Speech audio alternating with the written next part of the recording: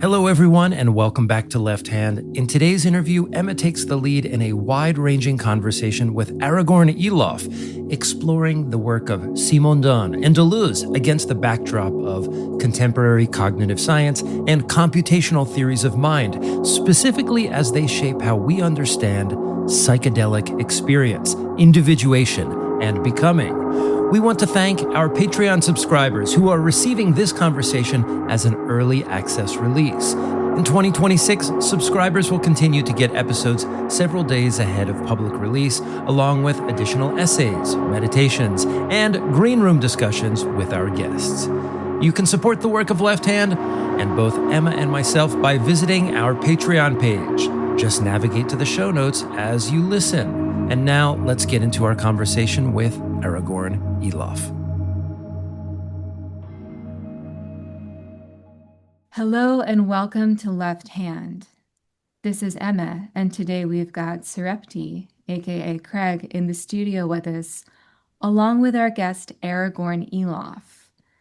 Aragorn is based in Johannesburg, and he completed his PhD in 2024 at the School of Philosophy, Northwest University, Potchefstroom, and he's currently a postdoctoral research fellow at the University of Pretoria.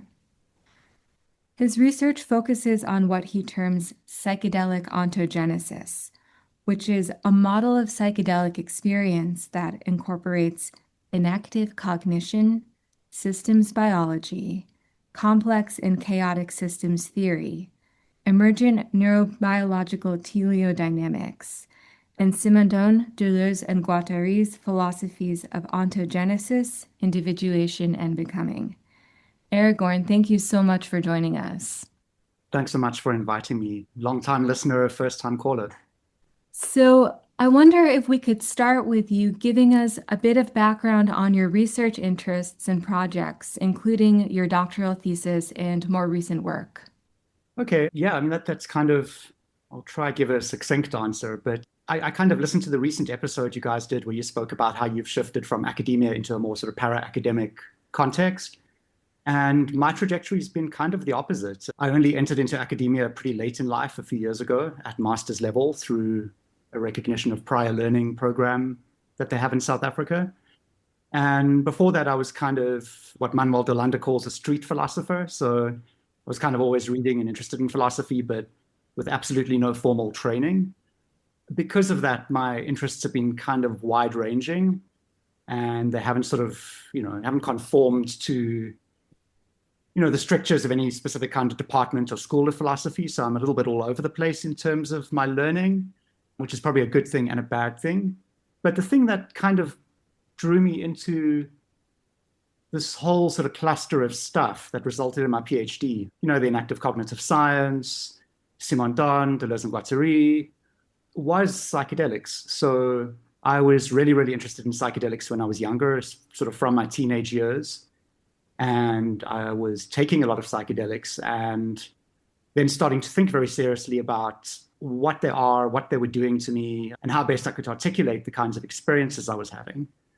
And I was reading all the kind of usual literature that one would. So I was finding lots of Leary and John Lilly and Terence McKenna, all that kind of stuff. And it was enjoyable, but I didn't find any of it really compelling.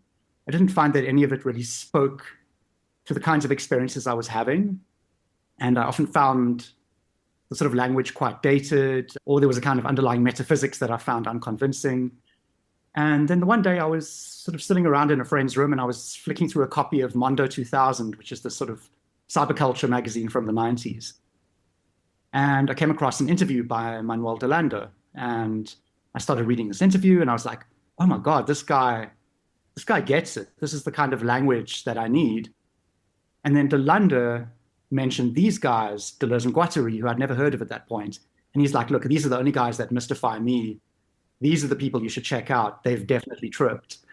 And I mean, whether or not they tripped is another question entirely. But my interest was piqued immediately. And I spent the next couple of years sort of trying to do a deep dive into them, which was pretty difficult in like sort of just post-apartheid South Africa. Because of the history of censorship here, it was very hard to obtain this kind of stuff. So it was sort of dispensed in tiny little fragments over the next few years. So I had a very sort of scattershot introduction to that philosophy, but it was kind of the most convincing thing I found to describe the way I started thinking about the world, both psychedelically and just sort of as someone sort of coming into my own being politically, intellectually, and so on. I mean, I can give a really sort of long and winding history of how that resulted in me sort of finally ending up with a PhD and everything. But essentially the PhD was me sort of trying to really formally bring together all these sort of different threads of thinking that had occupied me over the sort of interceding decades and try to grapple with this sort of way of telling the story of psychedelic experience in a way that I think is completely underexplored. You know, there's this whole sort of reawakening of interest in the psychedelic humanities over the last few years. I mean, you're part of that. We probably know a lot of the same people who are part of that. But a lot of that work's sort of been in the ethics of psychedelics, in the aesthetics of psychedelics. And I haven't encountered much that talks about the psychedelic experience itself from a sort of existential, from an ontological, from a metaphysical perspective. And that really interested me.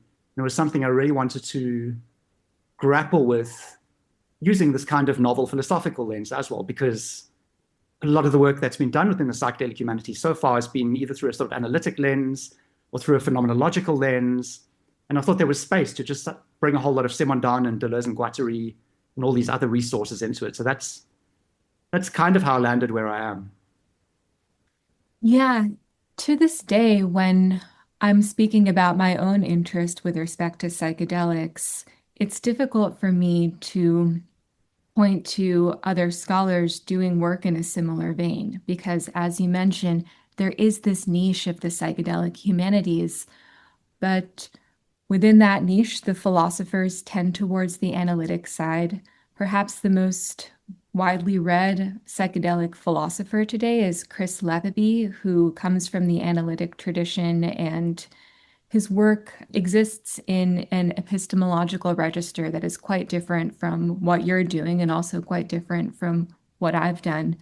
And I think we've both found it not very satisfying, and we've both been interested in particular in bringing Deleuze and Guattari and in your work, Simondon, to bear on these topics, because the links do seem to me to be right there. So I was very glad that someone came along and finally put a lot of time into articulating them for others.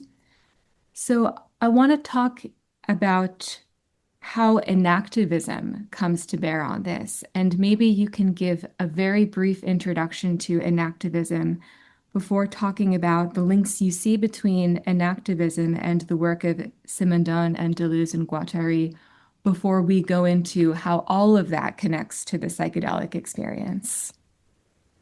Right. Okay. Yeah. So that's quite a big topic. So I'll try to distill it a little bit. But enactivism is a development of something called autopoiesis, and autopoiesis comes from these two Chilean biologists, Francisco Varela and Humberto Maturana. And in the early 70s, they were really interested in this question of defining what life is. As biologists, this is what you're dealing with on a day-to-day basis. But what they recognized pretty quickly was there's not actually a really useful definition of what life in fact is. That doesn't beg the question. That doesn't sort of implicitly package some sort of pre-existing definition of life into that work, right? So they wanted to try derive a set of principles that were sufficient for describing life without assuming anything, right? And autopoiesis is what they came up with, and autopoiesis simply means sort of self-making. And the core idea is that any living system is somehow separated or somehow not the same as its environment, right? And that in order to endure as a system, it has to participate in an ongoing process of constructing itself as distinct from that environment, but in a way that participates in that environment at the same time. So for classic autopoiesis, they talk about living systems being operationally closed and structurally open. Structurally open in the sense that there always sort of flows and processes between us and our environments, right? We consuming food, plants are consuming sunlight, all these kinds of things. But operationally, in terms of the sort of subsystems that comprise us, that are continually reproducing themselves and giving rise to us in a way that can then nurture the production of those subsystems, we're operationally closed, right? What defines a living system is that kind of operational closure. And that kind of definition was sufficient for a while until the kind of 1990s, where sort of theorists like Evan Thompson and Ezekiel DePaulo started saying, well, this doesn't account for the fact that our environments are in constant flux, that we're in these ever-changing worlds, and we need to adapt to those ever-changing worlds. We can't just say, well, we're these sort of like wonderful bound-up systems that are operationally closed. We're always transforming our arrangements, right? The sort of sets of flows and processes that comprise us. And so they sort of added the idea of adaptivity to autopoiesis, to these notions of closure and openness. And adaptivity essentially says, well, we're precarious, right? We participate in a fluctuating world. And we're also in flux, right? Because we're a set of sort of heterogeneous, messy systems ourselves.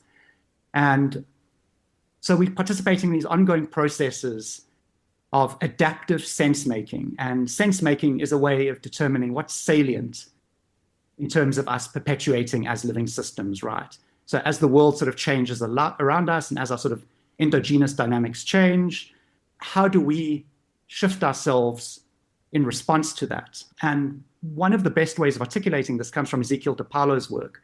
It's work he does alongside Claire Koufari and Hannah de Jager, where he talks about us being comprised of various different kinds of bodies.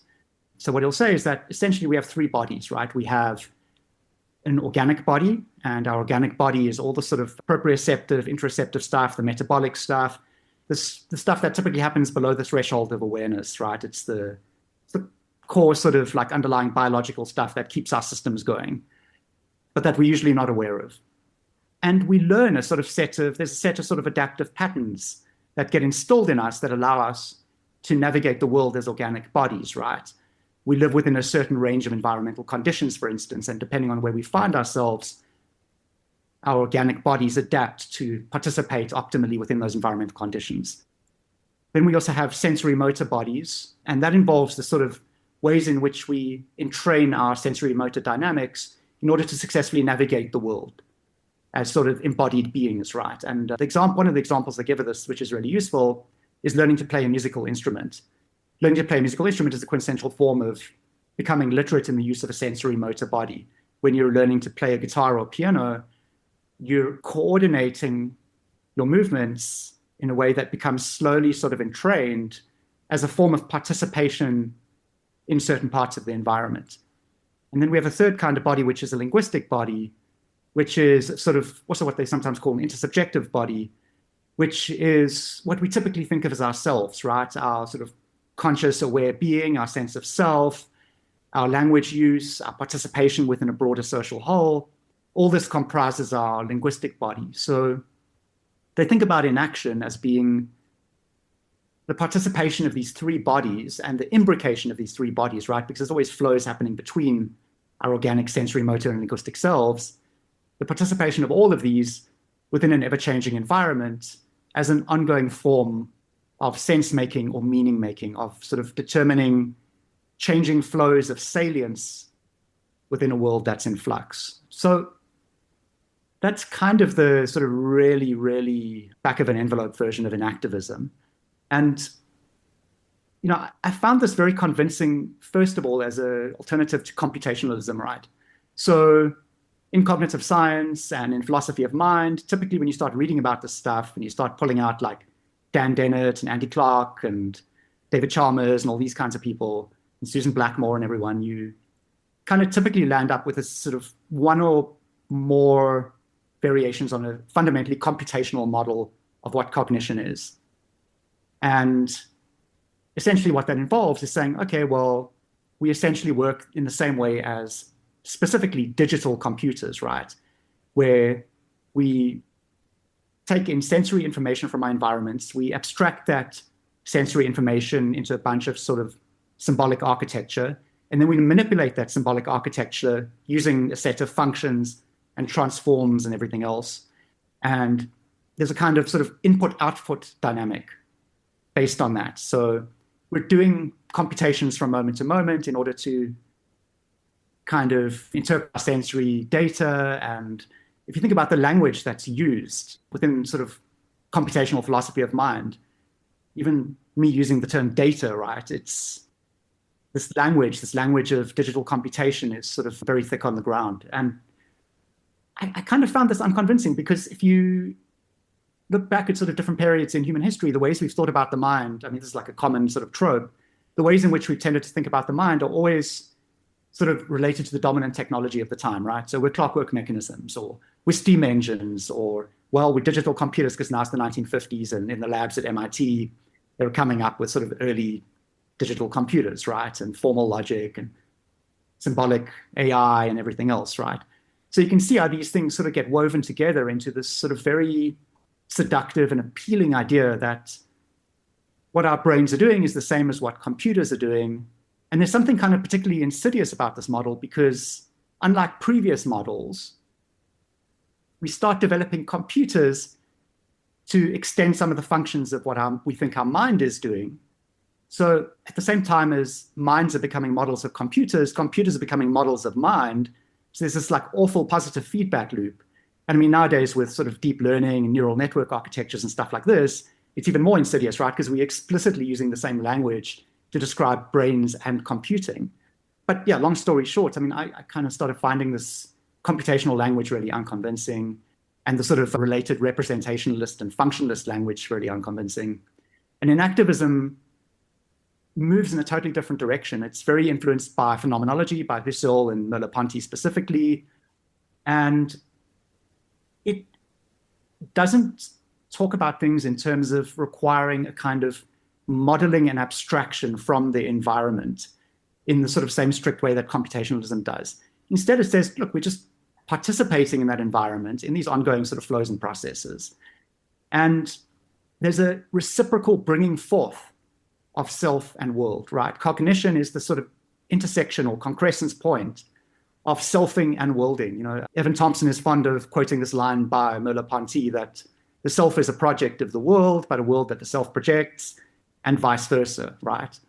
For me, that's appealing because it also gets past this kind of idealist-realist divide that you often see in these debates within sort of cognitive science and philosophy of mind, where on the one hand, well, you know, it's this, you know, which side of the Kantian distinction do you hew to or something, right? On the one hand, well, we're idealists, well, everything is just how we are, and we just sort of operate with these sort of statistical abstractions or computational abstractions from a world that we're entirely separate from. On the realist side, well, we're just experiencing things how they are, which is a completely inchoate concept when you start thinking about it, right? There's no way things are really, right? There is just relation, right? There's always just the arising of stuff in relation.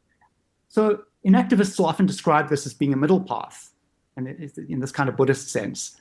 But it's not a middle path in the sense that it's a sort of compromise between idealism and realism, or a kind of zero sum between them. It's in fact saying that both are incoherent, right? That they're sort of bad starting points. They're badly posed problems, Deleuze would say, you know? When Emma first sent me your dissertation, she pointed me immediately to the chapter, I think it was chapter 4 on cognition. And I immediately recognized for myself as somebody who went into a master's program late in their life that you were working on the same kinds of problems or problematizing something that those of us interested in the work of folks like Deleuze and Guattari, Simondon, once you're confronted, for example, with the philosophy of mind, cognitive science traditions that we ordinarily know as being derivative of analytic philosophy, there's going to be some friction there. And one of the things that I think your dissertation does quite nicely is it stages an encounter between these two tendencies. And after I had read that particular chapter on cognitive science, I moved on and was pleasantly surprised to find a very nice chapter that thoroughly elaborates the philosophy of Gilles Deleuze in a way that I think encompasses much of his work, even with Guattari himself. One of the things that really stuck out to me in your explication of Deleuze was the use of the concept of Deleuze's image of thought, or the dogmatic image of thought, the traditional image of thought, which, if you're encountering Deleuze's work for the first time, maybe a simple way to understand that is that much of philosophical thought as we understand it in the Western tradition is undergirded by presuppositions and what we might call even non-philosophical precursors that inform the way that we think. And part of Deleuze's project is to interrogate that undergirding and the deep presuppositions in all conceptual thinking. And one of the things that I think that we'll probably have to do at some point in the discussion today is offer a definition to things like psychedelic, consciousness. And given the challenges that you have found, for example, in cognitive science, what are the ways that something like Deleuze's image of thought, the interrogation of these deep presuppositions, how can that change the way that we understand maybe not only the role of consciousness, but what the word psychedelic means against a notion of consciousness? I like this question. Yeah, and in fact, my master's dissertation was primarily on the dogmatic image of thought. So this is something. It ended up in mine as well. Yeah.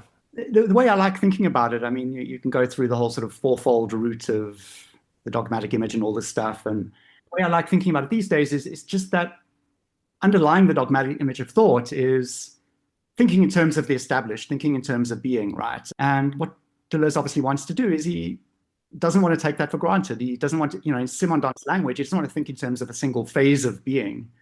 He doesn't want to assume ontology in conceiving how ontology comes to be. And there are all these sort of principles of identity and the primacy of identity that are implicit in the dogmatic image of thought, right? We're thinking from a whole set of different assumptions about how ourselves and how our worlds are arranged and the fixity of terms and the fixity of ontological separation and everything else. We're kind of relying on that all being the case when we start thinking within that register. And, instead, obviously, Deleuze wants to think a thought without an image, right? He presents this whole sort of image of the dogmatic image of thought being sort of this really conciliatory and placid kind of wonderful good nature of thought and everything else. And he's like, well, that's not real thinking at all, right? I think he uses the term sort of bêtise or stupidity at one point to talk about this way of thinking. And he says, well, like real thought is a shock to thought, right? It's a discord of the faculties, right? It's where each faculty is drawn to its excess and can no longer countenance what's presented to it. And for me, that's just such a psychedelic thought immediately. It's like, well, that psychedelics do, well, even in the language of sort of Chris Letherby or Rebus or anyone who's sort of trying to articulate what psychedelics do to our sort of fixed and rigorous patterns of thinking, is they disrupt those, right? And whether we want to talk about it in terms of anarchic bottom-up brain flow or loosening of priors or flattening of energy landscapes, or we want, on the other hand, to speak about it in terms of the undoing of selves and the creation of bodies without organs, and use a more Deleuzian sort of register, we're kind of dismantling the dogmatic image, right, in a very sort of severe and immediate way sometimes, and allowing that shock to thoughts to allow real thinking to begin. So for me, the dogmatic image of thought chapter in Differential Repetition is kind of very psychedelic chapter. It's kind of describing a psychedelic experience and how it can disrupt habitual ways of thinking. And you get that again in obviously The Body Without Organs and the Becoming chapters in 1,000 Plateaus, and parts of the sort of discussion of schizoanalysis and Anti-Oedipus also sort of describe exactly the same sort of unraveling of self, right? This sort of undoing in order to redo, right? The dismantling of sort of current arrangements of desire in order to arrange desire differently. So the more difficult question, though, right, is, I think Deleuze is a wonderfully psychedelic philosopher. I think Simondon is also a wonderfully psychedelic philosopher, especially the Simondon of psychic and collective individuation. But the more difficult question is, how do we talk about consciousness in these terms? And that's always been something that's bothered me. All my reading on philosophy of mind and consciousness studies, so much of it has just been analytic or sort of like boring neuroscientific stuff. And I've found very little within continental philosophy that really talks to this. I found stuff that speaks about subjectivity, right? And you can even go back to Foucault and the analytic affinitude in the order of things to think about subjectivity. But consciousness, it's kind of something that like continental thought hasn't really explicitly grappled with too much. And particularly within Deleuzian philosophy, there's not a lot that's gone down that road. Interestingly, the stuff that has is kind of often used as sort of inactive frame. So, Pratevi has a lot of work where he's combining enactivism with Deleuze. There's also Delander's work, which is not enactivist. He's actually kind of got strange views on enactivism, but materialist phenomenology is also trying to implicitly weave together sort of a kind of Deleuzean ontology with theory, with the philosophy of mind stuff. But I grapple with this because it's also something I wanted to do in my PhD, and I don't think I succeeded in, and something I still want to try to do is develop a sort of Deleuzean-inflected continental philosophy of mind. I don't think it's been done. I don't know if it's possible. I don't know if it's a well-posed problem for Deleuze even, but I think it's a fascinating thing that not more work has been done on this. And the resources I think are there in Deleuze and Simondon. So it's it's something I'm currently approaching through the lens of psychedelics, but there are probably other lenses to approach it through too, artificial intelligence being one, right? Thank you, Aragorn. I want to follow up about this question of consciousness because I've also grappled with it in different ways throughout my career. And I've asked myself whether there's something about the use of the word consciousness as we use it in everyday life, the word with all of its implications and the many meanings that it has within and beyond scientific contexts, where if we don't presuppose a few different things in that very term that make it difficult to operationalize for research purposes, for really getting down to the grain of something. So I wonder if you think that it might be to some degree a semantic issue, or if consciousness, the term, is still an appropriate frame to begin to look at things through, because frankly, I've come to a bit of a dead end with that term. Yeah, that's a really good question. And I have a similar problem. One of the things that bothers me about the term is that when we're thinking about consciousness, we tend to think about it in terms of a unified self, right? We attribute consciousness to a subject, and variations in consciousness are somehow experienced by that subject, right? And then we try to sort of derive the sort of cognitive substrate and the neural substrate of that. But we kind of tend to think of consciousness in that sense, that it arises from a certain set of dynamics that comprise some sort of unified subject. And I'm kind of with the enactivists when they sort of critique this idea of any kind of unified subject, right? So we have many selves. We have a narrative self. We have a core self, right? We have these different kind of bodies that we're continually enacting and bringing forth worlds and selves with. When you start thinking about it in that way, that sort of different ontology, then what does consciousness become, right? It becomes something that's sort of inherently plural. It becomes sort of fragmentary. It becomes a sort of post hoc story that we tell ourselves, right, when we're sort of participating in our narrative self. Interestingly, Anil Seth kind of goes a little bit of the way. He's a contemporary, I think he's a neuroscientist, Anil Seth, but he wrote a really good book called Being You, and he's very much into the whole sort of predictive coding framework. But he sort of challenges the idea that there's a hard problem of consciousness by saying, well, there's actually just a bunch of easy problems depending on which sort of bits of brains and minds we're looking at. And if we can just sort of like solve all those easier problems, those partial problems, then, well, what's left, right? There's not some other thing that's extraneous to that called consciousness that we still have to resolve. So I lean a little bit more towards that, and then more towards the sort of inactive side of saying, well, they're just these sort of like expressions of something that we can then sort of unify under this narrative of consciousness. But I've also been thinking about it in like this almost sort of proto-Whiteheadian way recently, where consciousness is just these sort of like moments of these concrescences within these sort of unfolding systems and processes and dynamisms, right? It's just these sort of inflection points that arise from sort of certain modes of unfolding of the world. And I think when you start seeing it in that way, there's very little left to explain or interrogate. So, but then I think I think if you start thinking about it that way, then it also becomes amenable to a more Deleuzean account, right? Or a Simondonian account of individuation, right? If consciousness is just these phasings of polyphasic being, right? Then there's no need to kind of unify it under a single sort of conceptual notion of what consciousness is and what it's attributed to or whom it's attributed to. So I do think many of these things are semantic problems, though. I do think our language is so deeply loaded, and often we're throwing around these terms, especially if we're speaking in sort of like huge sweeping abstractions, right? Which ironically was something Deleuze was quite opposed to. I think in one sense, in one place he talks about sort of concepts that you can't pick up in fishing nets or something, right? They're too large, they tear through the mesh. They're not fine-grained enough for us to really make good use of them, right? Because for Deleuze, of course, a problem is a sort of particular arrangement of singular and ordinary points, right? It's a particular distribution of differential tensions that results in certain interesting expressions or certain non-interesting expressions. Yeah, which is to say there's probably also a kind of way of thinking about consciousness in terms of problems, but that's a rabbit hole, so let me stop there. Well, there is a way to perhaps rescue consciousness as a term. We can keep it in our vocabulary as long as we are aware of what it might be over-determining as a conceptual framework. I think it evokes something particular for people, and I still find it useful, but in terms of doing fine-grained philosophical research, it can't reduce to that one thing of consciousness.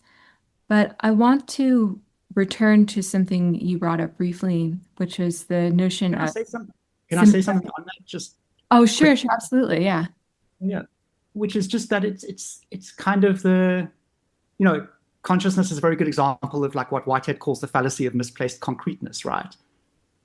That we're substituting the abstraction for the reality, and then we're like, oh shit, now we have to resolve this thing that we encounter in reality, which is in fact just the abstraction that we've placed there. And there's something sort of deeply insidious about that. Of course, consciousness is just it's a holding pattern for something else we're trying to get at that we can't quite get at. And we kind of assume that we have this kind of sufficiency that allows us, in a kind of Laruellian sense, right? We suspect that we've sort of arranged the relation between ourselves and the world in a way that we can then subsequently resolve in a manner that's sufficient to the world, right? But we've kind of mistaken the abstraction for the concreteness in that moment. I don't know if that makes sense, but there is something, a humility, I think, that's necessary when we're grappling with the subject matter as well, especially when we're using these huge sweeping terms. We can always get sort of trapped in them. The fallacy of misplaced concreteness describes a lot of my views on analytic philosophy, or at least what rises to the top of analytic philosophy. I don't mean to reduce the entire tradition, but you talk about humility. It seems to me that some of the more frustrating elements of analytic philosophy come from those who think that simply because they have posed a problem, that this problem is valid. They've posed it in terms that appear to be valid, that we in certain communities agree on if we're in those communities, without taking a step back to wonder if we've got our premises right. There's this lack of curiosity, I think, about what's really, really going on. As long as we can state something in a logical manner, then it must be true. We've gotten to the point where we have a logical language, but no sense of humility in the face of the world that all of these ideas are interfacing with and their connection to the world. That doesn't seem to worry a lot of that contingent.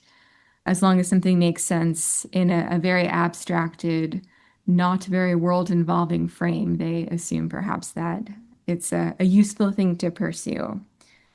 Not to be overly mean to the analytics again. I know that it's not just one tradition, but I did want to go back to the issue of Simondonian individuation. You've drawn on Simondon to describe a quote-unquote bad form of individuation that leads to a kind of living death that can be described as a collapse of metastability. Before I go any further with the thoughts that I have about that, could you say a little bit about what that means? Okay, so it's just give a very sort of nutshell sort of overview of Simondon and like the Individuation book specifically. He's trying to think what gives rise to being in a way that doesn't automatically assume being as a starting point. because he doesn't want to be an analytic philosopher, right? He doesn't want to package the conclusion in the premises. But I mean, seriously speaking, he's trying to conceive of ontology without placing ontology at the outset of the conception, right? Which is how he comes up with this whole sort of philosophy of individuation. And, essentially what he says is what we conceive of as being is just a single phase of a sort of polyphasic pre-individual dynamism that is continually and non-exhaustively being expressed within different phases of being, right? So being is metastable, right? Becoming is primary to being, or Simondon, in a sort of broad sense. And this encourages him to think about this process of becoming in terms of these sort of originary differential tensions, right? What he calls disparation.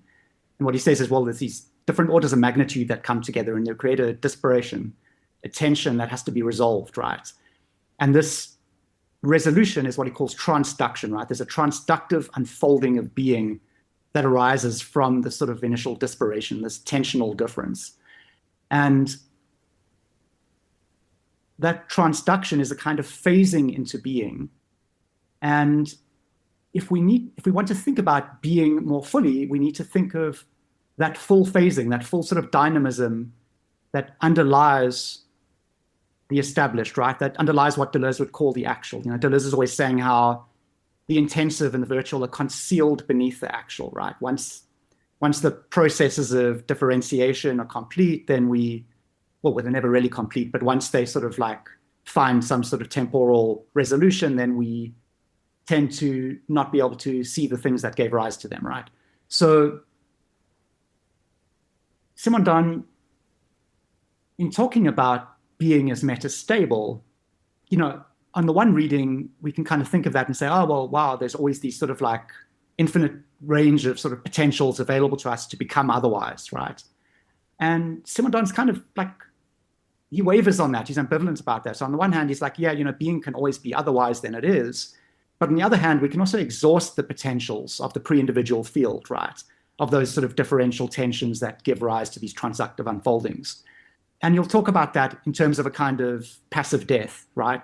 There's a lack of capacity to individuate further that befalls us, right? We fall into these habituated modes of practice, opportunities to participate in ongoing processes of life are foreclosed to us. Our organic and sensory, motor and linguistic bodies become sort of rigid and stratified. And so there are ways in which that sort of pre-individual charge can sort of like burn out. And this can result in real death, right? But more often than that, it just results in the lack of opportunities for life to thrive, right? It's a kind of shutting down of life. And when this happens, Simondon will basically say that a second kind of death is necessary, and that's the death of the established. So that's the death of the current sort of phase of being, and it's a kind of unraveling of that current phase of being. It's an undoing, right? It's the creation of a body without organs. That's not Simondon's language, obviously, but it's kind of the same thing as Deleuze is getting at with the body without organs. And that kind of second death is interesting, and there are various ways in which Simondon will suggest that second death happens, and that's specifically a death of sort of the psychically individuated being, right? And the way that interests me most, the thing that interests me most is that he has this whole sort of discussion in the chapter on psychic individuation where he talks about anxiety, and he talks about anxiety.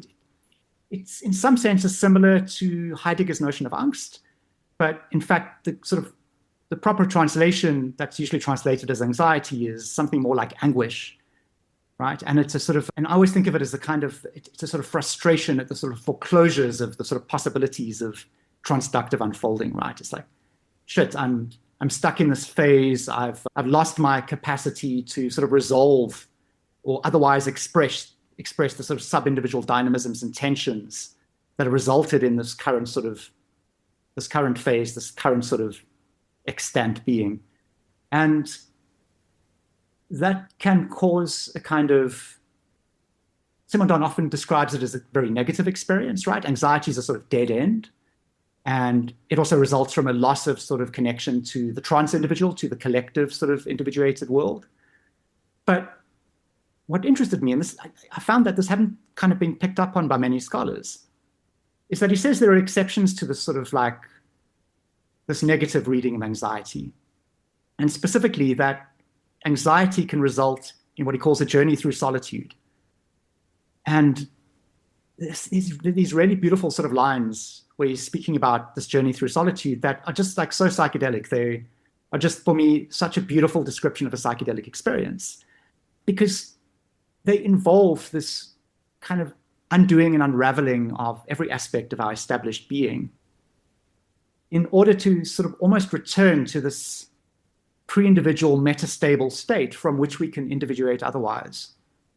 And, for me, this has a lot in common with other ways in which sort of psychedelic experiences are described as sort of dismantling the ego, dissolving the self, unraveling being, and also sort of like shutting down the default mode network and the salience network and allowing for this increase in chaotic, bottom-up dynamic brain flow, and so many different registers in which you can talk about this. But I think Simondon sort of gets it at best with this language of this sort of journey through solitude that's also a journey of unbecoming, right? It's a kind of radical unfolding and refolding of being.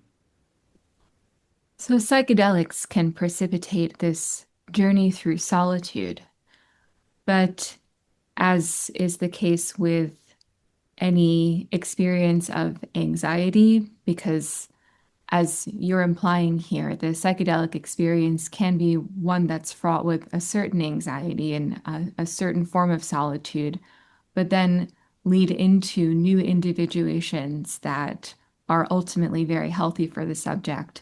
At the same time, psychedelic experiences or other experiences that come with these resonances of anxiety, of aloneness, can disperse into further disintegration. They're not always necessarily going to lead to healthy new individuations. So I wonder if you could speak about some technologies, if you will, that we can apply during the psychedelic experience or even during a non-psychedelic experience that might help to facilitate the individuations that we would want to see, getting towards maybe the end of this critical phase where one is tripping or one is deep in the encounter with anxiety and solitude. Right. That's a great question. There are a couple of aspects to it. I mean, the first is to be aware of the kind of dangers of deterritorialization, right? Deleuze and Guattari are adamant on this. Like, we need to undo ourselves carefully, right? You need to be really careful in the construction of the body without organs because sometimes the most dramatic deterritorializations are followed by the most extreme reterritorializations. It was really interesting for me watching during COVID how many sort of old psychedelic heads drifted into conspiracy theory land. They reterritorialized this like completely bizarre set of beliefs.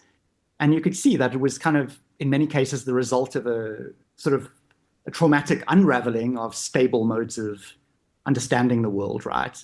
Reality was sort of pulled out from under their feet, and the way to deal with this was to reterritorialize on something, whatever it was, to fixate on some bizarre set of algorithmically churned out beliefs, right?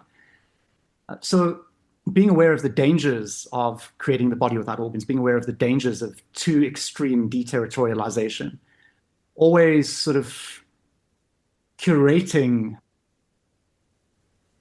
that those distributions of singular and ordinary points as you're constructing those virtual problems, I think is crucial. But the other thing is, well, there are two other things, a second setting, which I'll get to, but also being aware of what Deleuze and Guattari in the chapter on micropolitics and segmentarity in 1,000 Plateaus speak about as the four dangers, right? And they're sort of invoking Carlos Castaneda here. Castaneda was the sort of dodgy anthropologist from the 60s who wrote about his initiation under the sort of like so-called shaman Don Juan, who was apparently sort of this made-up sort of like bricolage of Castaneda's sort of anthropological research. So sort of a slightly crude, exoticized figure that was used as this narrative device, but also used as a kind of conceptual persona in a way, right? And sort of Castaneda and by extension Deleuze and Guattari talk about the dangers inherent to each of the lines, right? Because remember in the micropolitics and segmentarity plateau, they're talking about molar, molecular, and lines of flight. And the first danger they'll talk about fear. And they'll say, well, when we're confronted with a world that's changing around us or a self that's changing, the first thing that can happen is that we experience fear and we say, no, I want to hold on to the molar lines, right? I want things to remain the way they are. I want fixity, I'm terrified of all these molecular flows. Like, let's just keep things the way they are, right? So this inherent sort of conservative drive not to allow the process of becoming to begin, right? And then what Castaneda will say is, well, once fear has been eradicated, then you confront the second enemy, which is clarity. And well, now I've undergone this sort of process of becoming, and I've gained a kind of insight. I've gained a clarity. I have a kind of profound understanding of something in the universe, right? And this is something that often inflicts people who take psychedelics, right? Oh, I've had this profound visionary experience. I'm illuminated. I have some mystical insight that you don't have. I'm part of a special community of special people. Let me go and impart the wisdom to the masses. This can happen politically too, right? This is, every good dogmatic leftist understands this too, right? The dangers of clarity, right? I have the true dialectical understanding of history, comrades. And clarity is a more insidious. Clarity involves the molecular lines as well, right? And it becomes a sort of more insidious enemy to defeat. But once we've defeated clarity, then we run up against the third enemy, which is power. And power is the recuperation of the molecular flows within a sort of molar structure, right? And the example that I like thinking about in terms of power is revolutionary movements that seize political power, right? So you have this sort of like clandestine revolutionary movement and participating in all these sort of insurrectionary actions and whatever. And then for whatever reason, suddenly the revolutionary party is in power, right? And now they're running the country. They're the nation state, right? They've become the state apparatus. And so they have to recuperate all those molecular flows into the functioning of the state. Yeah, I've been reading a lot about Venezuela recently. So this is like, and confronting that third danger of power is even more difficult, right? Because now it involves both these different lines, it involves these molar lines and these molecular lines and the mediation of the relationship between them. And you can also see this within sort of psychedelics in the sort of tendency for psychedelic cults to form, right? Go back to the 60s and, scratch under the surface of like any street corner in like Haight-Ashbury and you find some sort of cult somewhere, right? And yeah, Charles Manson probably being the quintessential sort of example of power. But what Deleuze and Guattari will say is that even once you confront and defeat this third enemy of power, then you reach the sort of most difficult enemy of all, which is kind of what Deleuze in his later work will call exhaustion. But it's kind of Nietzsche's last man, right? It's death, it's exhaustion, it's passive nihilism, it's kind of believing in nothing anymore. It's just this sort of this cynical defeat where nothing matters. And so I can kind of see all that. I can see all that as tendencies within a psychedelic, even within a single psychedelic experience, right? At various stages during the unfolding of one experience, you can encounter fear, clarity, power, and disgust, right? And not know how to grapple with any of them. And you obviously encountering them all in these sort of extra vivid ways, right? In these sort of like psychedelically amplified ways, because psychedelics, of course, are non-specific amplifiers of experience. And I think that requires practice in learning to recognize those dangers when they arise. And also, in many cases, good sort of facilitation, within the context of sort of psychedelic-assisted psychotherapy, good facilitators are therapists, right? Whether it's in a group context or an intersubjective context, or just like a friendship context, right? You're all just going tripping in the park one afternoon.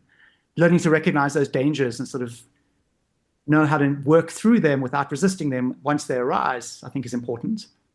But then also, I think, how we think about set and setting is kind of crucial, right? If we think of set and setting in the sort of traditional way as like, well, let's make sure the environment is nice and we have a lovely sort of psychedelic playlist and there are candles burning and there are sort of nice pictures on the walls and there's lots of comfy space to seat yourself. And let's make sure we're in the right frame of mind and like you had a good breakfast and you had enough sleep last night and everything else. No, I think that's important. I think that's useful to carry that notion of set and setting into a psychedelic experience. But I like thinking about set and setting in a more sort of inactive way, right? And also in a Deleuze-Guattarian way, where on the one hand, set and setting are, on the one hand, a collective assemblage of bodies and a collective assemblage of enunciation, right? There's this big sort of messy arrangement of all these sort of flows and processes and dynamisms inherent in any psychedelic experience. And those things are all in flux, right? These inactive bodies, these different bodies that arise and are transformed by psychedelics, are constantly adapting to a precarious environment that's increasingly precarious within the context of those several hours where you're under the influence of a psychedelic substance, right? And if you start thinking about set and setting as these sort of imbricated, not as separate things, but as these imbricated processes, these imbricated unfoldings that are constantly being modulated both by the environment and the person undergoing the experience and whoever is around them, that gives you a very different sense of how to curate them, right? And of how to modulate them from moment to moment. I spoke about this in the paper I sent you guys, on Simondon and and Icaros and thinking about psychedelic therapy differently. The idea that the Icaro, the sacred psychedelic song within some ayahuasca cultures, can be this technology of modulating set and setting thought of inactively, I think is very useful. I mean, I don't think that's how it's thought of within indigenous contexts necessarily, although I think the sort of ontological assumptions within indigenous contexts might in some instances be closer to a Simondonian, Deleuze, and Guattarian view. But I do think this idea that we're from moment to moment modulating these sort of imbricated flows and processes that are bringing forth selves and worlds is more useful than the sort of prepackaged, like, here's your setting, hope you have a good set, enjoy the trip, check in 8 hours. Absolutely. Another way of putting what I'm hearing you saying is that a psychedelic experience, in particular, if we're doing it with the intention of it serving a therapeutic purpose, is not a bit of code where you put all of the functions in place in a particular environment and then just press execute. Instead, even though you might have already set up the room with the candles and you have a playlist and the nice furniture, if you're working with somebody in a psychedelic state as a therapist or facilitator, there's always going to be this dynamic communication between you and them. It might not be on the level of words. It could just be in glances. It could be in the way that you curate the music in the moment, all sorts of different things. But there's no point at which it becomes just a static entity that you don't need to be in communication with. And I think music analogies are very helpful here. You bring up Icaros, as you did in your paper. There's something about these songs that are acting on the bodies and being in the moment with the song as the singer, really having the right cadence, feeling it, not just going through the motions of the next note and so on.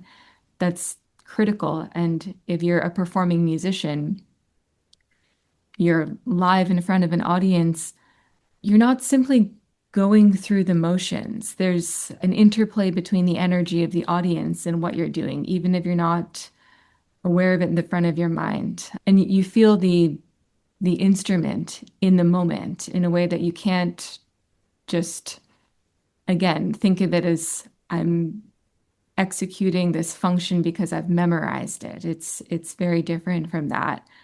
And the way that we talk about psychedelic experiences, even though there is a recognition that you need to integrate them, that what you do before, during, and after is important, that it's not just about the during, it doesn't really capture how important these phase shifts are, and the fact that it's not discrete. It's not before, during, and then after, but there are new potentialities being realized in the moment of the trip, but also beforehand and after, to the point where speaking of a discrete psychedelic experience might not even be fully appropriate. there's the peak of it, and there's the moment where you're actually what we would call intoxicated. But on the other end of it, there are still things going on that are related to what would regularly be referred to as tripping. And I haven't found a lot of work aside from yours and a few other scholars that captures that dynamism so well, and that lack of discreteness. That's CRETE, like discrete computing. And I'm concerned by this ignorance towards these frameworks for how they might actually come to affect our understanding of how psychedelic therapy should actually work. Yeah. What you mentioned about discreteness makes me think about different sort of notions of computing, right? Because I think we use the term computing in both a sort of broad, a specific and a general way. You know, we can use a figurative notion of computing as just sort of like performing some kind of interpretive operation on something, right? Or we can use computing in the sort of strict sense of like, well, you know, we're using a digital computer and there's a certain sort of bunch of code that's doing something within that context, right? Or we can compute with our fingers, right? And I think there's a misleading vividness when people talk about computing where they want to justify a narrower version of computing by implying a broader version of computing. That's a bit abstract, but I mean, Blaise Aguirre-D'Arcus's work is like this for me, right? You know, he's one of these Google execs, and he's kind of involved sort of Benjamin Bratton's Antikythera project, and he's written this interesting little book called What is Intelligence, where he's trying to sort of come up with the sort of description of what intelligence is and by extension what life is. And he kind of is very heavy on the sort of computational language, which you'd expect because he's a Google guy. But he does this sort of like insidious thing where he sort of describes all these sort of very broad, inchoate things that life does in terms of computation. But he's using it all to justify this very narrow description of living systems as a particular kind of digital computation. And it kind of makes me think that even within computing, there are so many different kinds of computers. You know, the ones that we typically think of as digital computers that use sort of logic gates and everything else and Boolean logic and so on. But there's also thermodynamic computing, which is kind of a new field, but thermodynamic computing is kind of what you would think it is, and it operates with sort of entropic principles, and it's probably the kind of computing that's most analogous to what's going on in the free energy principle. Then you also get quantum computing, right, which is also a totally different kind of computing, and that can sort of be derived into the same sort of logic as digital computing, but it's something else, right? It operates with a kind of superpositionality. And quantum computing also results in different sort of ideas of what consciousness is, right? So Penrose and Hameroff wrote a famous book in the 90s called Shadows of the Mind, where they use a sort of quantum approach to consciousness, that it's sort of like quantum effects and microtubules that give rise to conscious experience and so on. But there's a fourth kind of computing that for me is very interesting, which is analog computing. And analog computing has been around for a long time, and it's more efficient at solving a whole lot of kind of complex problems than any other kind of computing is. But it doesn't work at all the same way. You don't sort of abstract something into a symbolic architecture and then perform a bunch of operations on it and so on and so on.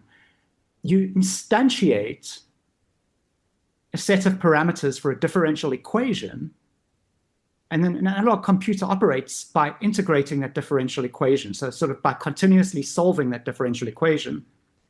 And analog computers look like modular synthesizers. You patch together all these sort of like integrators and multipliers and everything else to set up a problem, a virtual problem in the Deleuzian sense, right? You're creating a disparation, you're setting up a distribution of singular and ordinary points. And then by pressing the on button, by saying, okay, operate, the analog computer then begins continuously solving that differential equation. And the output is just raw voltage, right? That you can look at it on an oscilloscope or whatever else you want to do with it, plug it into a sound-making device or so on. And you can do sort of really interesting things with analog computers, like program chaotic attractors into them, or set up sort of population-prey dynamic equations and stuff like this. But what interests me about analog computing is that if the brain is like a computer, right? If we want to go down that road and say, well, the brain is like a computer, then it's not a discrete computer at all. It's a continuous computer, right? And it's not abstractly representing or modeling and then sort of like becoming a little sort of middle layer in the sort of sandwich model of cognition where there's a sort of input and an output and something that's regulating the relation between them. But in fact, it's just the continuous generation of integration of these differential tensions. And so for me, sort of analog computing is also it's a good way of thinking about enactivism as the sort of ongoing continuous resolution of this precarious adaptive relationship between bodies and worlds as these ongoing sort of imbricated processes. It was a tangent from what you were asking. So, No, it's very interesting, and I want to point out that computationalist perspectives on mind, it's notable that they use the language of this form of computing where we start with thermodynamic energy, but then everything is abstracted through this symbolic architecture to the point that what end users are interacting with and what we normally think of as computation comes to us in this very discrete form. But working with analog synthesizers, as I know you do, not just in your mind as a philosophical device, but also as a working musician, points to the way in which electronic information technology, to use that term very, very broadly, music as a form of information, isn't exhausted by the vision of computing that most people have. So there's a sense in which all of the difficulties that technological digital capitalism has presented to us, one of the softer cruelties is that there are these technological potentials that a lot of people aren't really aware of, the ways that they can facilitate creativity, but also different understandings of mind, because this is such a rich metaphor. Earlier, you mentioned that there is this tendency, we see this across history, and it's a well-known talking point among media studies scholars, that we attribute the structure of the mind to whatever the dominant technology of the day is, whether it's a hydraulic engine or a clock. As you said, we've seen this across different eras of history, so it makes sense that we would think of minds as digital computers in the late 20th, early 21st centuries. But what would happen if we had a broader understanding of what computation is? And it's too bad that things being what they are, we don't have this openness, I suppose, this exposure to other forms of computation. That's not a question, but your comment was really inspiring, because this is one of the reasons that I can't call myself a Luddite, even though I'm very critical of technology. And even in the way that people are now trying to recover that term to its original historical meaning, I love technology. I love potentials opening up through things that we build to allow us to open up our potentials. So I couldn't sign off on being anti-computing in its whole, and perhaps you can't either.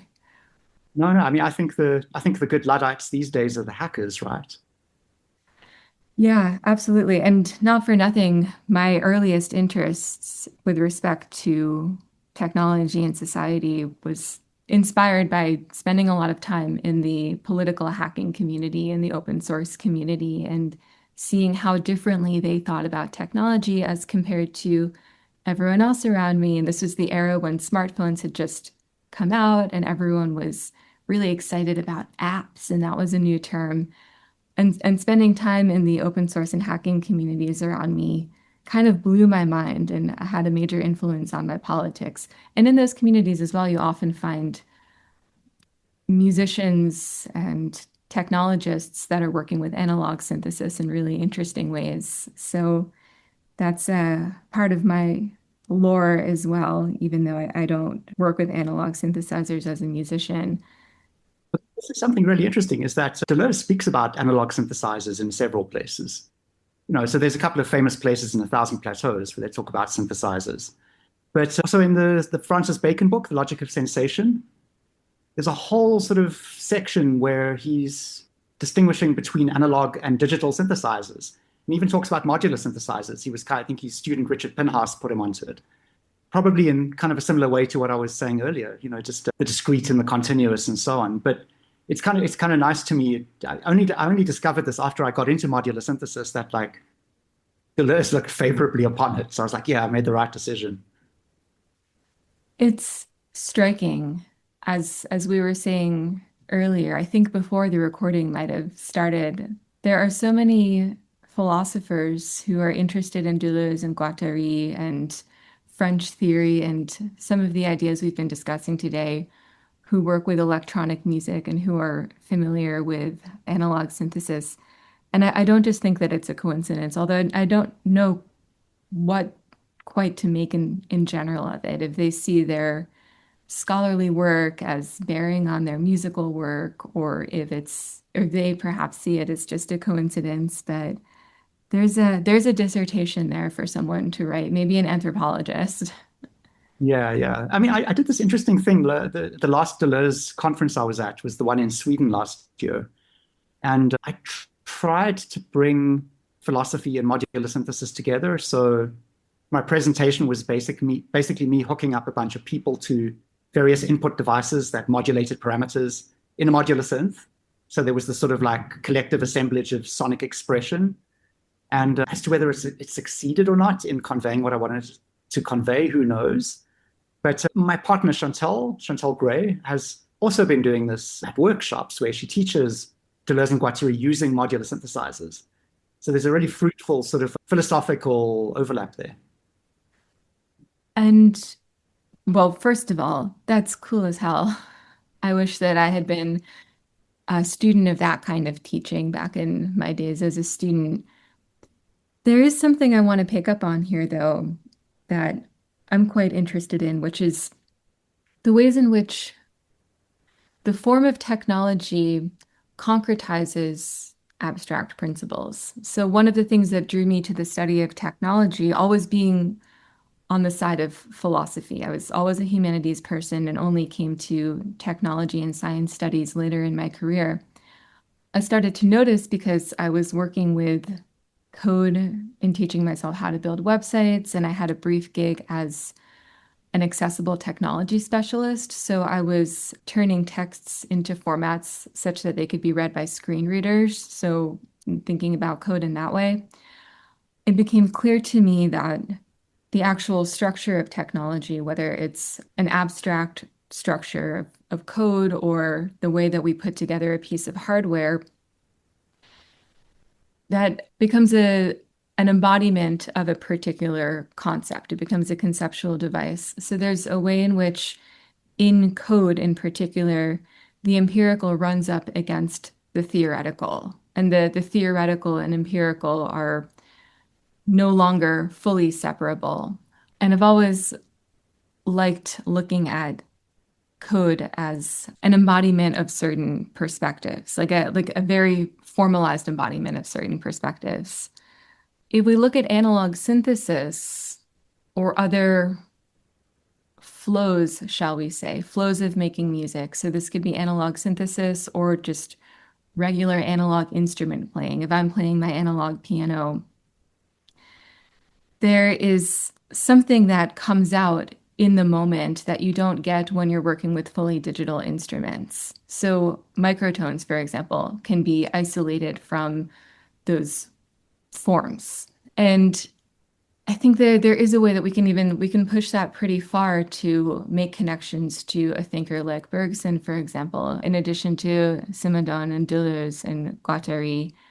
And I know that that scholarship is out there, but I still think that if we introduced people to the works of these thinkers through, in particular, music as a medium, that would be very, very powerful. And I think it would make what feels quite remote to a lot of people a little bit more real. I wish we saw more of that. Yeah, yeah, I like this. I like this. I don't know I what to say on it, but I like it. Yeah, maybe if our educational structures were more open to this kind of experimental teaching. Somehow I see philosophy programs not being extremely excited about this idea when they have their regular ethics and formal logic classes to cover. I wanted to ask you a question that had to do with the spiritual impulse for Simondon. I know that this is a bit of a left turn, but this is something I'm very interested in. This is the last thing that I have in mind, but it's a question that's been nagging at me actually since I read the paper that you sent us. For Simondon, the spiritual impulse is rooted in the fact that individuated beings are never fully individuated. They always retain a residue of the pre-individual. This reading of the spiritual impulse to me implies that the target of the impulse is arbitrary. It doesn't say anything about the possible reality of the principles and the forces like deities or particular religious traditions that the impulse might go towards, and it emphasizes the subject, the individual and the collective subject. So what's out there, be it Jupiter or Jesus or Lakshmi, becomes, in a certain reading of this idea, arbitrary or relativized. But I wonder if I'm not reading this the right way. If the idea being that this could be a problem for people who see religious faith very differently, in a way that means that the outlet is not arbitrary. Yeah, that is a really interesting question. I mean, I think, one of the ways I would think about it is that if we remove the transcendence from various sort of spiritual frameworks or concepts, right, or deities or whatever, and we recognize that that transcendence is bound up in identity, in a single sort of phase of being, then what are you left with, right? You're left with various sort of multiplicities, right? Various sort of distributions, various differential distributions. And this kind of makes me sort of divert to Delander's reading of Deleuze, right? So, Delander's famous intensive science and virtual philosophy, where he reads Deleuze through complex systems theory, and he talks about the virtuals being comprised of these sort of like distributions of attractors within a phase space. If you de-transcendentalize any sort of domain that you're kind of examining, then what you're left with is just a bunch of sort of immanent dynamisms that you can typify using this sort of framework of dynamic systems theory, right? And this sort of is something I confronted when I was working on my PhD, and I was looking at Stanislav Grof's framework. Stanislav Grof, sort of early LSD psychotherapist, very influenced by Jung. And he talks about these sort of like quasi-archetypal experiences that people undergo when they're having psychedelic experiences. And he does something very interesting, is that he starts talking about these sort of, because when you take high doses of psychedelics, you can have all sorts of encounters with entities and deities and these sort of very transcendent seeming forms, right? God, right? And he starts speaking about these sort of archetypal dynamisms in terms of what he calls condensed experience clusters. And for me, there was something really, really appealing in that term. And I don't think it's something that Grof himself sort of pursued. But for me, the idea of a condensed experience cluster is very much the same idea as an attractor, right? So again, if we sort of don't situate these sort of spiritual forms and ideas outside of the domain of becoming, then what we're left with is just this sort of energy landscape, right? This attractor distribution that we encounter through this sort of, in these various sort of mediated or narrativized ways, right? But what we're really encountering is just an intensity, right? It's something that we can distribute otherwise, right? Which is typically how, within the Rebus framework and similar frameworks, people talk about the transformative capacities of psychedelic experiences, is that we're coming up against these condensed experience clusters, these very rigid attractor landscapes, we're loosening or flattening them, and then we're redistributing them ideally, right? So taking this back to spirituality, I think it's the case that if you look at various sort of forms of collective individuation, right?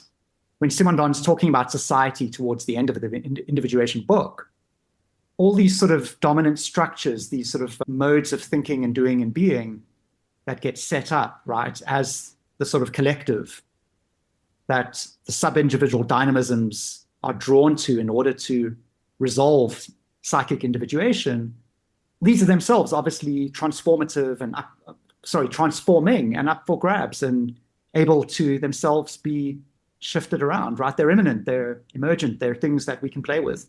There are particular arrangements of lines, to use Deleuze and Guattari's language, right? And we can draw those lines otherwise. There's also this interesting way in which Deleuze and Guattari, when they talk about the body without organs, right, they'll talk about us being able to construct bodies without organs for ourselves, but they'll also talk about the body without organs occasionally, right, in this much sort of grander sense. And I think we can think about these sort of spiritual frameworks almost as what emerges from particular arrangements, particular constructions of the body without organs on this sort of larger scale. But these are very sort of scattered thoughts, because this is not something I've thought about very much. But I do think, this tension between the immanent and the transcendent, right, that's so core to Deleuze and Simondon anyway, also sort of arises when we're thinking about the relationship between psychedelics and spirituality. And, an immanent spirituality would seem to be the outcome of sort of drawing all these different frameworks together. How to inject that into sort of psychedelic philosophy and psychedelic experiences is another question altogether, though. Oh, yeah. I mean, there are so many different potential lines of conversation that could be pursued from here on out. I don't see it as posing a major problem to any one form of faith or another, or to the idea that one could be a spiritual person, maybe believing in a sort of diffuse, immanent spirituality, which I see as very reconcilable with being a Deleuzian. At the same time, what I'm hearing is that for a certain fundamentalist reading of any one religious tradition or another, this might be somewhat problematic. I don't think, though, that this has to necessarily be framed as this tension between the transcendent and the immanent, but it's something that we can bring to bear on how the transcendent and the immanent are thought through a religious lens. In other words, we can bring Simondon and Deleuze and Guattari, and in particular Simondon's work on the spiritual impulse, into conversations about religion to potentially make our understanding of religion and the way that we practice and experience it more rich, if we maybe allow for what some might consider to be an expanded perspective on it. I'm thinking about this in part because I'm seeing a turn to embracing not necessarily more conservative, but shall we say, less metaphoric, less translatable understandings of religion among scholars who might have thought that that was an overly conservative move to make in the past. As in, like, Jesus is a real entity, and what I call Christianity isn't a metaphoric way of talking about the same thing that we are talking about when we discuss Buddhism. They're completely different. So I wonder if that could even somehow be reconciled with what we've just been discussing. But that's a very open question. I don't have a good answer for it. Maybe it's one that we could let hang. No, but I kind of like that, because I was thinking the same thing as you were speaking and imagining it going in this direction where there's a kind of huge problem of meaning making in the contemporary world, where I think in a lot of instances people are sort of relying on sort of more rigid and transcendent seeming approaches to constructing frameworks of meaning to make sense of the world. And I think there are reasons for that. Things are sort of highly disruptive and uncertain and fast moving and complex and everything else. And this is also fostered by sort of participation in sort of digital modes of life and the consumption of large amounts of social media, all of which conforms experience to a certain sort of set of navigational devices and forms of presentation and everything else, right? But, it's like a common sort of theme to speak about the meaning-making crisis and how we sort of address that. And on the one hand, it's sort of driving people to sort of heightened modes of conservatism. But on the other hand, it's something that's been with us, especially philosophically, for such a long time, right? It's not like you can't go back to Platonic dialogues and find the meaning-making crisis presented there, right? If you look at any of the sort of classic Greek dialogues, they often end in aporia, right? Or they sort of like present aporia at a certain moment, right? That then needs to be provisionally resolved in some way that's often not very satisfying. And of course, like in the post-Nietzschean moment as well, right? We kind of stuck in this post-normative, post-transcendent space a lot of the time, where we kind of, on the one hand, have to countenance the fact that, well, this is all immanent. We kind of constructing the stuff from moment to moment. There are all these sort of emergent dynamisms that then enable and constrain the emergence of further dynamisms in various ways. And that stuff is all sort of like tractable to some degree. But it's easier to sort of try to return to this sort of illusion of sort of rigid and stratified and arboreal, hierarchical, transcendent meaning making, than to acknowledge this sort of speculative opportunity that if immanence is all there is, and if our meaning making is always provisional, and there are no final grounds to the ways in which we construct systems of meaning and forms of expression in the world, and the ways we construct ourselves and the sets of values that we define ourselves by, that to me is so much more rewarding and open-ended and, sort of liberates the dogmatic image of thought, right? On the one hand, we see this sort of massive drive to return to the dogmatic image of thought and to sort of sedentary modes of being, the extreme reterritorialization that follows extreme deterritorialization. But I think there's still space and opportunity in the contemporary world to carefully experiment with the construction of bodies without organs that allow for being to individuate otherwise, right?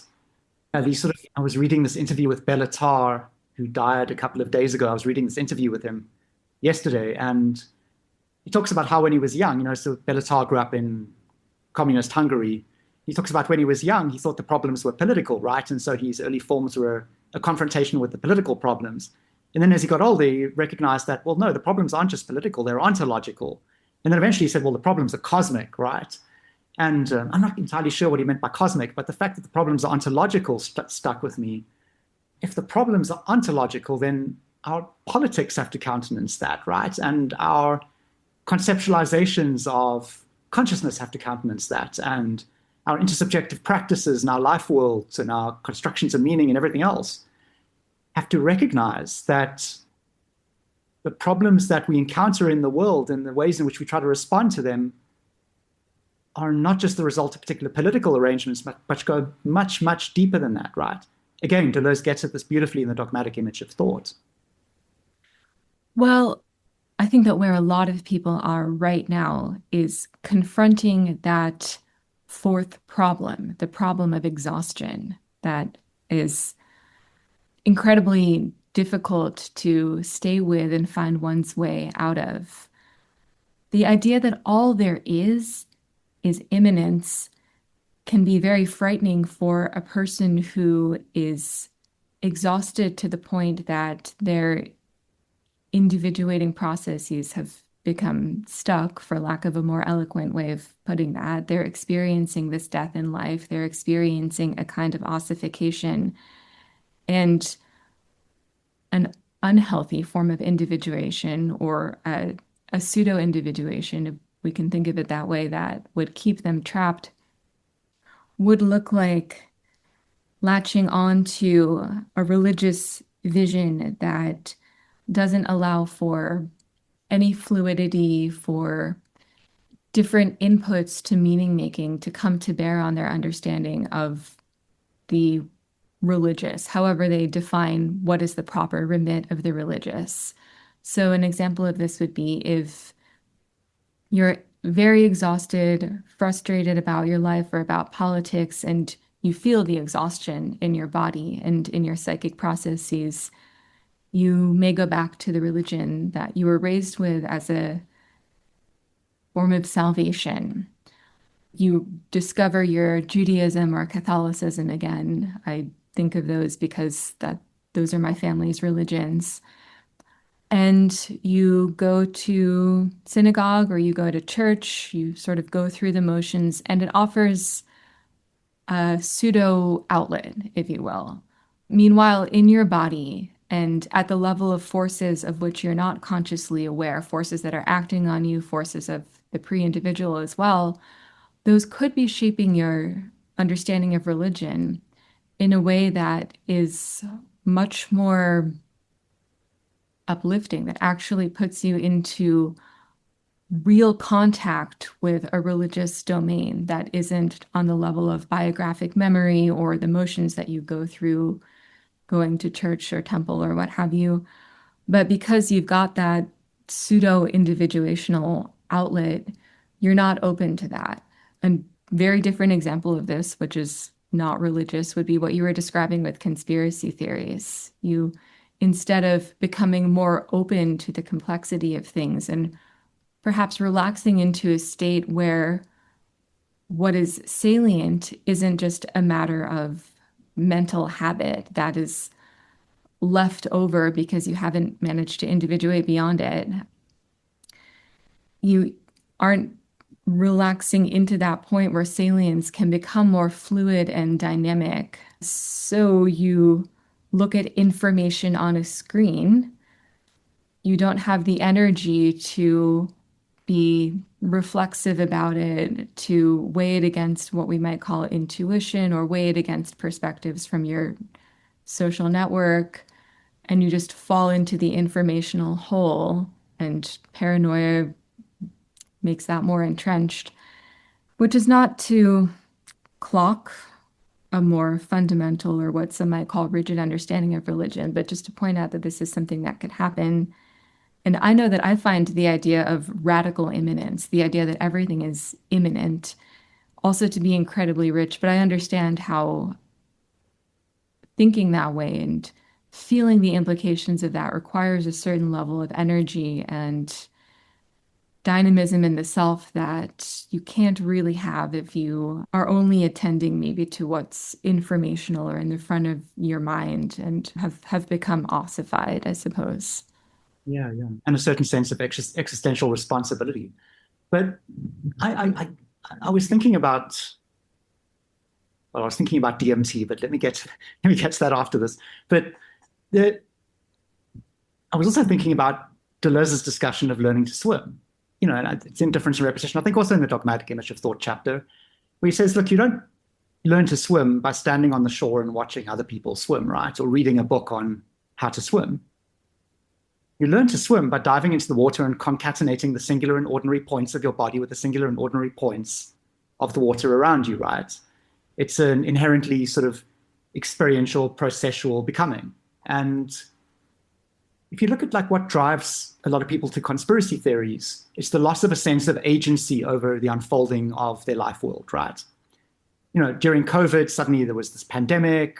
There was a whole lot of sort of sophisticated scientific discourse around it that was sort of really hard to grapple with for a lot of people. There were a whole lot of sort of top-down restrictions imposed on people's movements.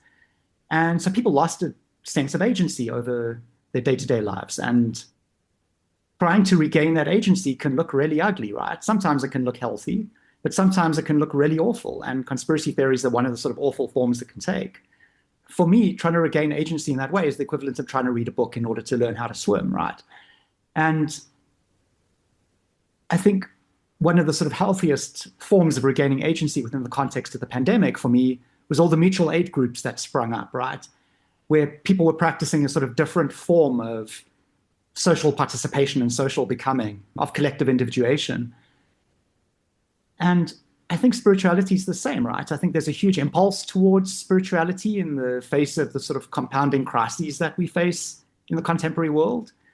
And I think the one form that takes is these sort of hierarchical transcendent forms of spirituality that are sort of rote and abstract and that we participate in the way we participate in reading a book in order to learn how to swim. But then on the other hand, I think the sort of resurgence of popularity of psychedelics suggests this sort of more participatory, processual way of sort of sharing in the spiritual impulse and producing the spiritual impulse, right? Even something like a psytrance party, for all its faults, can be a form of this. But I was also thinking about DMT and smoking DMT, right? And there's two different forms of DMT. The natural one is NN-DMT, which is the sort of like orangey brown wax that smells a lot like mothballs. It's kind of uncanny. When you smell it, it like kind of smells like you know it from somewhere, even the first time you smell it. People often have this experience, and I had this experience the first time I smelled it. I was like, but I know this somehow, even though I've never encountered it before, like some kind of Deleuzean event or something. And when you smoke that kind of DMT, you're presented with this, like, often with this sort of like profound archetypal world, right? It often takes on the sort of mythic cast, and you experience all these sort of entities and forms and like majestic landscapes and everything else, often with some kind of sort of Mayan or Aztec inflection and so on. And I think that can give rise to a particular kind of spiritual impulse, right? Then on the other hand, if you smoke 5-MeO-DMT, which is the synthetic form of DMT, right, which you also get in Buffa alvarius, the toad, that kind of DMT creates phenomenologically a completely different kind of experience where it unravels sensory experience entirely. It unravels your narrative self entirely. And it often results, and I mean, for me, it resulted in this completely sort of pure experience of nothing, right? There's just sort of awareness, and there's a sense of profound immanence, that there's nothing beyond this, right? And there's no structure to this. There's just a thisness to it, right? And it can unfold in any direction at once, but there's no inherent content to it at all. And that gives rise to a completely different kind of spiritual impulse, I think. So what a bizarre analogy, but it's my analogy and I'm going to stick with it. No, thank you. I wonder if that will inspire people to experiment with different forms of DMT and to do their own self-philosophical experiments in the phenomenology of drugs as they relate to the spiritual impulse. Not the kind of thing that you can publish in an academic paper, at least in most outlets. But I have a story about this. Well, maybe that's where we could end, because we're just running up against our time here. So I want to hear the story, and then, maybe that can be our sort of exit music. Yeah, unless you have a specific question or something instead. I don't have any more questions. Yeah, just a curiosity about this applied experience on your end. Yeah. So friend of mine in Brazil he's a medical doctor, and he's also involved in ketamine therapy. He's in fact trying to get ketamine therapy into public hospitals for end-life anxiety. And we wrote a paper together recently on using ketamine therapy, developing a new framework for thinking about ketamine therapy, right? So in line with what I've been talking about, we need to think about sort of minds and bodies and doings and worlds and everything else in a non-computational way. And so we wrote about enactivism and how we can think about the ketamine experience in a much more inactive way, and ketamine therapy in a much more inactive way. And we sent it to a psychedelic journal to be published. And the feedback we had from the readers was just like, this is the most abominable, terrifying thing they've ever seen in their lives. And how could anyone possibly write this kind of thing?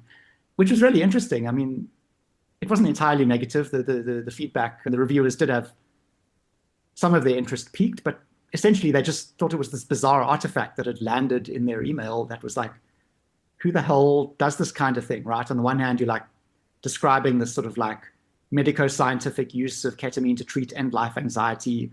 On the other hand, it's like Simondon, Deleuze, becoming, individuation. This is, and this like very romantic sort of language around what ketamine does. And I mean, I'm not surprised it got, vociferously rejected, but I think there is a space for that kind of writing within academia, or perhaps in para-academia, right? Yeah, I'm very interested in more psychedelic writing within philosophy, and not just writing about psychedelics, but writing that's influenced by psychedelic experience, that kind of navigates different forms of consciousness is able to sort of draw out the sort of phenomenological and existential and ontological and metaphysical consequences of these profoundly different modes of experience. I think that's kind of important, right? And transforming consciousness in all these different ways can also give us a disparative kind of insight into our default waking state of consciousness, right? So there's a sort of transductive aspect to this kind of philosophy, whereby perturbing consciousness and arranging the relations between these different modes of consciousness differently, we can kind of expand our understanding of minds and all the different ways in which they function. I've ended with the word function. That's terrible. No, that was wonderful. And it bears mentioning that this is happening in a non-academic forum here on this podcast. We're having this conversation, and I've only seen little bits and pieces of what you're describing here in traditional academic outlets. So I'm hopeful that spaces like LEPHT HAND and some of the spaces I'm beginning to explore can be that outlet, even though I would like to see it in more traditional academic venues. It might be too out there, who knows? But in any event, thank you so much for joining us, Aragorn. This was fantastic, really.